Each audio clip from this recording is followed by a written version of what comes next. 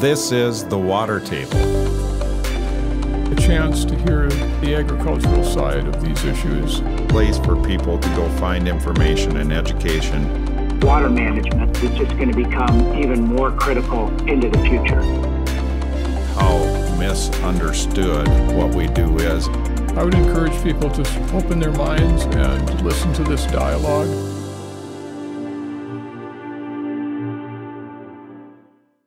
This week, we're taking the Water Table podcast on the road to Melbourne, Iowa.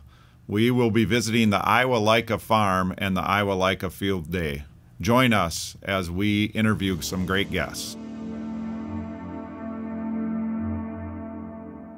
Welcome back to the Water Table podcast. We're back at the Iowa Leica Farm site here in July of 2023, and I have Josh Schneider with me now. Josh is with Contractor Solutions and works in the whole safety area.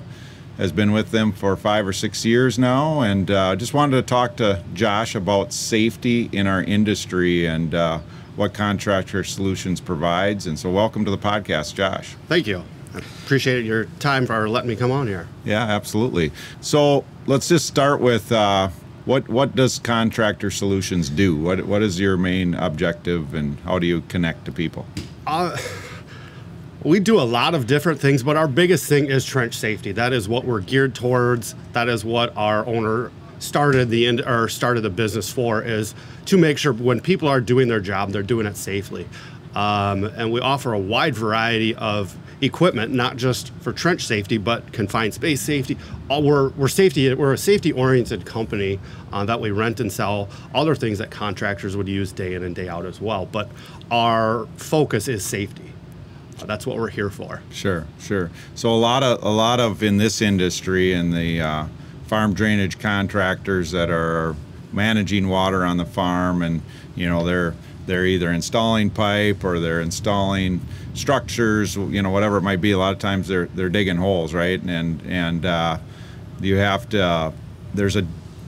There's things that happen when you have an open trench, and there's things that you need to be aware of. And I know that one of the terms you guys use is shoring. Let's talk about shoring a little bit. It's a pretty common term in our industry, but just explain what that really means.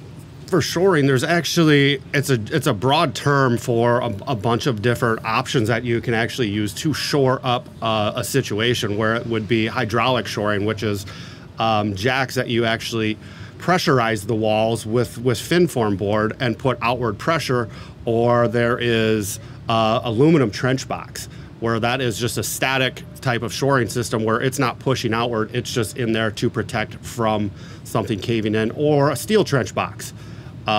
Sheet piling, which is by itself, it's not a engineered system. It would have to be signed off on by an engineer, but there's also slide rail systems.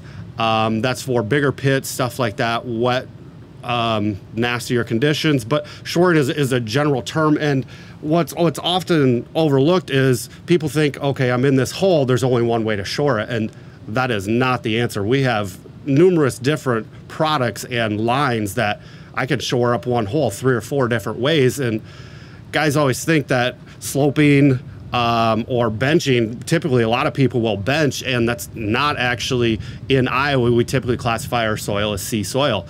And you can go out to a job site and you'll see a bench on it, and legally per OSHA, that's actually not to the standard. So sloping is actually a form of shoring up a hole as well. But there are a ton of different options. It's just often overlooked, to be honest. Sure. Especially smaller companies, this is the way we've been doing it, so we're just going to keep doing it. Yeah. And a lot of times contractors work in a certain area, and they kind of know the soils, they know the conditions, and like you just said, this is the way we've done it, and we know how the soils work here, so this is the way we're going to continue to do it, or we're going to do it next time. And in reality, things can change with how wet it is or how dry it is. Conditions can change from one area to another, and just doing it properly can really save you, can save you a tragedy, really. Yes. Yeah, we're in Iowa. I mean, the ground, you can hit a sand pocket here and you could hit blue clay 30 feet away. The ground is different. And it does change daily. Yeah. I mean, rain, it affects how that our shoring systems, it affects our ground. And, you know, it does need to be addressed and always looked at. You know, actually, in the U.S. last year, there were 39 deaths in trench and excavation, just in the U.S. That's just deaths. That is not any number of cave-ins where people were rescued. And there's been 2 already, not deaths, but cave-ins in Iowa this year where they had to have rescue come out. Yeah. It's something, yep, we've been doing it this way for how long?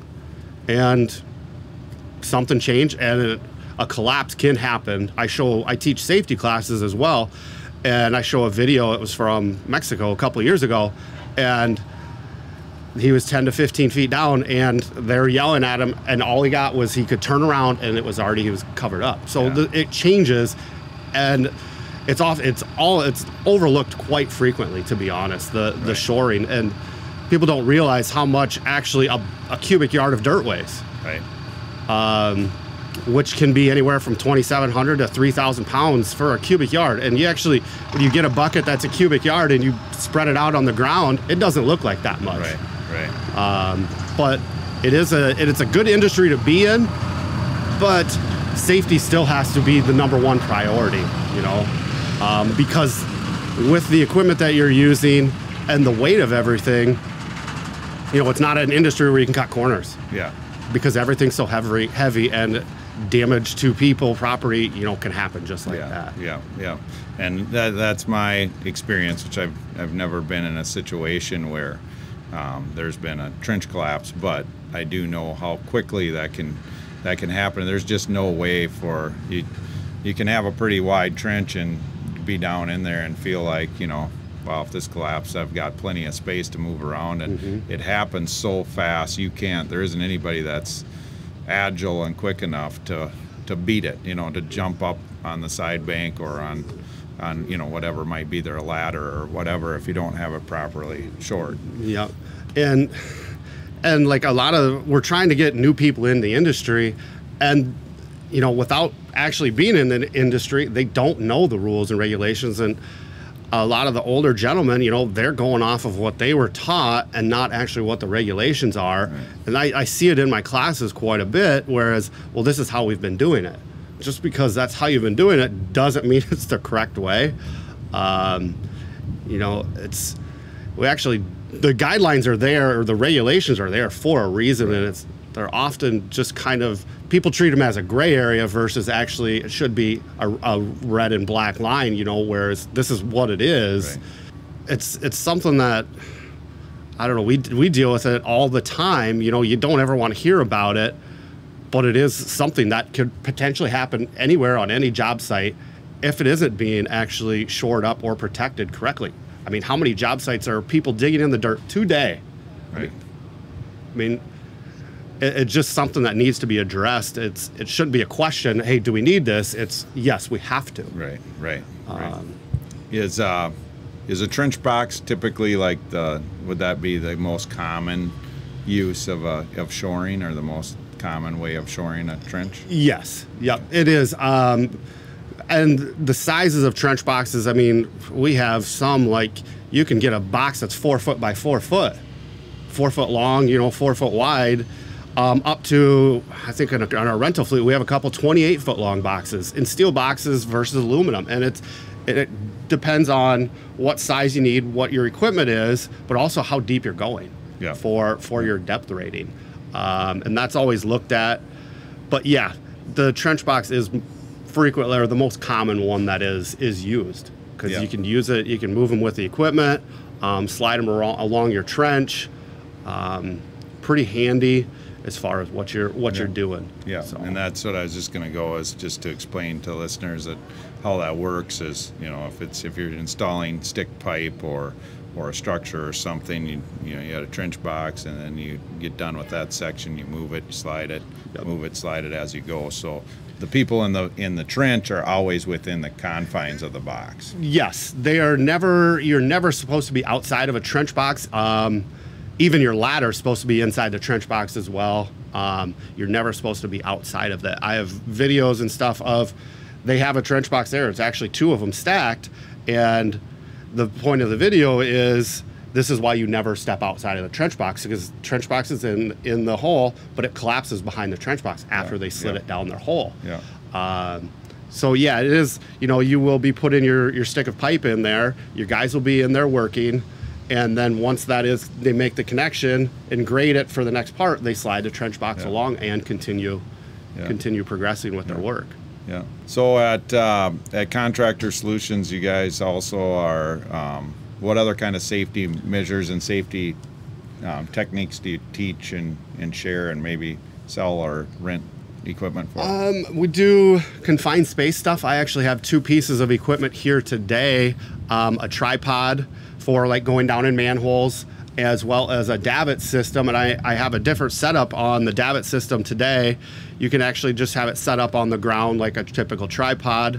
But I actually have it hooked up to my truck, and it's a hitch mount, because ideally, using a tripod, you want it on flat ground, and the job sites aren't always flat. So we're always looking and adding any new safety feature. Something that we just added in the last month, I believe, is something for ladders. Typically, when your ladder for all of any excavation or even roof is supposed to be 3 feet above the landing point. But then you actually typically have to step around the ladder, whereas now there's something, it's an addition to the ladder where it widens the ladder out, and it adds to that 3 foot, so you can actually walk through it versus being a hazard trying to walk around the ladder. Sure. Like I said, we're a safety company. We're geared towards it. And anything new safety-wise, we're going to try to have it. Yeah. The confined space stuff, air monitors, that's often overlooked too, is air monitors, like going in confined space, making sure you're testing it before you actually go in. I'm trying to think what else. Pretty much all of my stuff is safety related. Yeah. Steel has a new saw that actually has a brake on it, because kickbacks are a thing when they're cutting pipe for safety, where it actually, if it has a gyroscope in it and if it senses a kickback, it actually stops the blade, because there's numerous people where I've been cut in the face, the neck, all of it. So we're really geared towards safety. Sure. Safety classes, I actually am an instructor, a NUCA certified instructor for competent person, which is excavation safety as well as confined space. OSHA 10-hour, and CPR first aid. That's required actually by OSHA every 2 years for these companies to have their people CPR and first aid taught as well, to know that. Sure. When you talk about confined space, do you see more, and I'm curious about this question, do you see more people that aren't as concerned with trench safety or with confined space?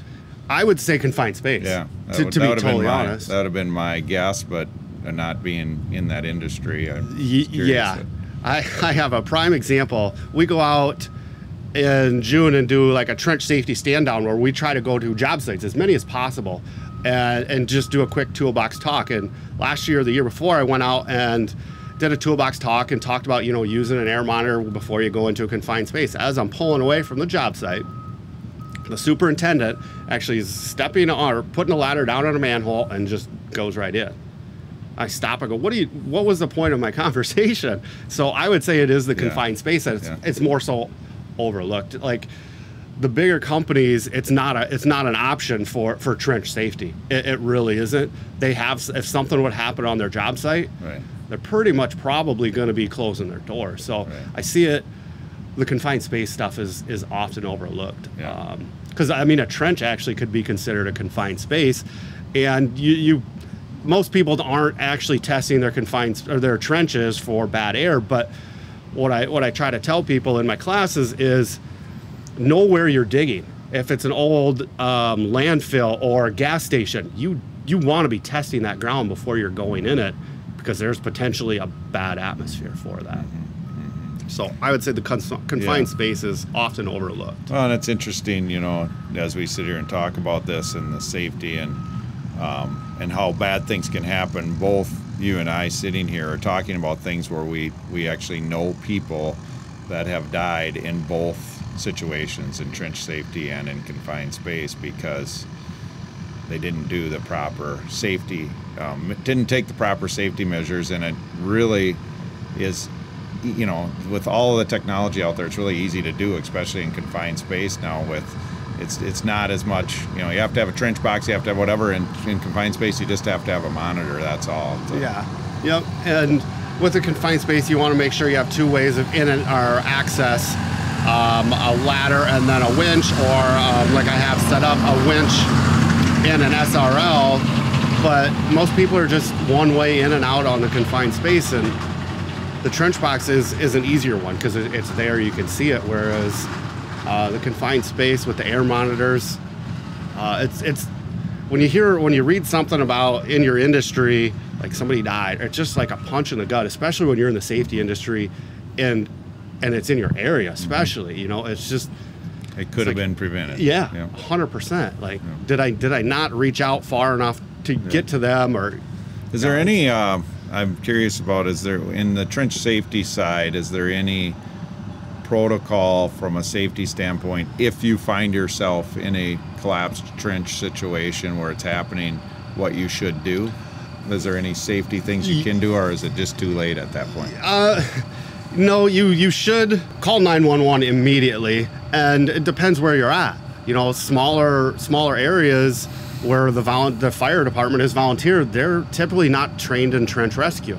But I know Des Moines, they have a trench rescue, confined space rescue, but first thing is calling 911. And then shutting the equipment off, getting any extra weight away from the edge of the excavation, and you know, getting it safe. Rule number one on a trench rescue, and it's actually 60% of the people that die in a trench collapse are would-be rescuers, because they see somebody get caved in on and 2 or 3 people jump in, and typically what can happen is the other side of the wall will collapse. So it's actually, that number is 60% are would-be rescuers versus the people that had actually collapsed on the original collapse. So shutting everything off, getting added weight away from the trench. And one other thing is, if there's any indication, like a hard hat, shovel, anything like that, of where they were buried, don't move it. Leave it there and get emergency rescue there as quickly as possible. One other thing that I tell all of our people when I teach the classes is, our job sites are actually not that easy always to find. I mean, with Leica, you know, these guys could be out in the middle of the field somewhere. You know, if you're calling 911, get somebody to the nearest road, whatever, because the job sites could be huge as well, that you can actually get rescue to where you need to be, because it's often overlooked. Yeah, we'll call 911, but it might not be on a map to even get you where you're at. So yeah, well, I'm glad I asked that question, because, you know, oftentimes we talk about what to do to prevent it from happening, and that would be the best, right, to prevent things from happening. But if they do happen, at that point you're in a situation that most people have never been in before. Their adrenaline's going, all that, what to do. And, you know, the simple thing, like you said, call 911 number, you know, get that going so they can get there as quickly as possible. But then those other little tips, I think, are just important for people to remember and to know. Yep, we're not going in. Yep. Even family member, you know, it's a coworker that you've been working with for how long, the first instinct, because you have that personal tie to them, is to get in there, and it's the wrong thing to do, because you could put yourself. Yeah. How about anything on a person that's in the trench? Is there anything they can do when they know that they're in trouble to hopefully stay alive if they're going to get in a bad situation or not? They say to try to build as much of an air pocket as you can, but they don't really teach anything for it. Yeah, the weight, you're not going to be able to hold it up. Typically. And what everybody says is, as you breathe in, it just keeps getting tighter and tighter. It's just like in the farming industry, like where you hear people getting in a grain bin, and it just keeps tightening and tightening. It's the same situation, but as much of an air pocket as you can, and just wait, because you're not going to be able to move. Typically. Well, good. Thank you for your time here on the Water Table today and for some really valuable information about safety and trench safety in our industry. We'll put your information from Contractor Solutions on the notes of this episode. And what areas do you guys work? Are you mostly just Iowa, or are you? We actually are expanding. We have a branch we're in Iowa, the whole state. We have Omaha area, Kansas City, and now into Tulsa, and we're working on St. Louis. We're trying to get out in the whole Midwest. So Well, good. just keep Good. going. We'll see if we can promote you through the Water Table podcast. So thanks for being with us today, Josh. I greatly appreciate your time. Thank you. Well, thanks for listening to this episode. I have so much fun recording these. I hope you have as much fun listening as I do recording. These episodes are available on all major podcast platforms as well as YouTube. So find them and download them when you can. Thanks for joining us.